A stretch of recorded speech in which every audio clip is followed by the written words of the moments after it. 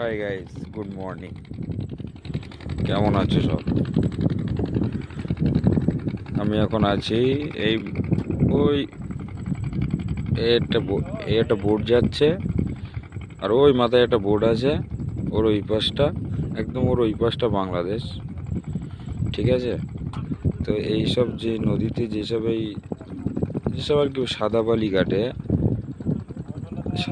ঘাটে যেসব নৌকা এখানে আছে, এখানে বিএসএফ থাকে। তার জন্য ইন্ডিয়ান ফ্ল্যাগ বোর্ডে দেওয়া আছে, ঠিক আছে? আর ওই কারণে বিএসএফগুলো এগুলো ইন্ডিয়ান ভাবে। খুব খুব গার্ড, এটা বর্ডার, একদম বাংলাদেশের ধারে বর্ডার আছে।